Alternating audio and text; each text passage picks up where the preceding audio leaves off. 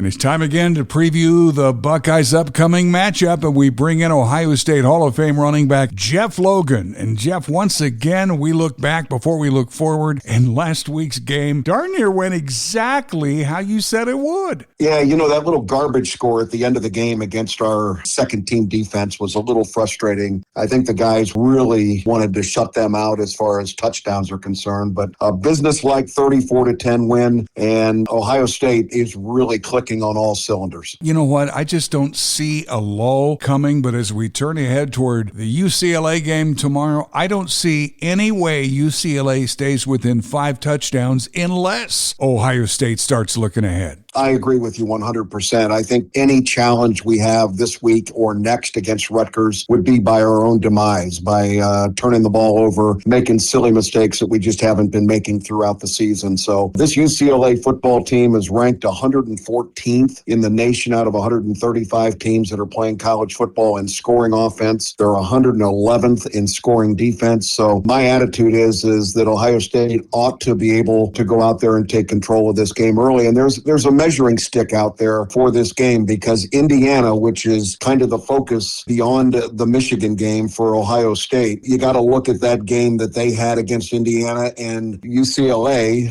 went to their place and lost 56-6. So right. I think that's a measuring stick that people will look at. I don't think it's important for Ohio State to match those numbers, but I think it's got to be as dominant as that game was. Right. Jeff Logan, Ohio State Hall of Famer, previewing the UCLA game tomorrow here on 103.9 The Maverick. And Jeff, I'm a lifetime diehard Cornhuskers fan, and Nebraska played out in the Rose Bowl last week with a true freshman quarterback who had never started a game and rolled them. The only thing I saw from UCLA that might be problematic is, that quarterback, the same quarterback they faced when they played Tennessee last year, Nico, however you say his name, Iamaleava, that guy can really scramble. Yeah, Nico Iamaleava, I'll try it as well, is really the big challenge. And I think there's an interesting story here to think about, because if we go fast forward 2 weeks, when Ohio State has to play the team up north, they've got a mobile quarterback as well in Bryce Underwood. And so I believe that this will be a good test and a good preparation for that game, because Nico not only leads them in passing, he's their only guy, obviously, at quarterback, but he's also their leading rusher. Right. So here's a guy that likes to sneak out the back door and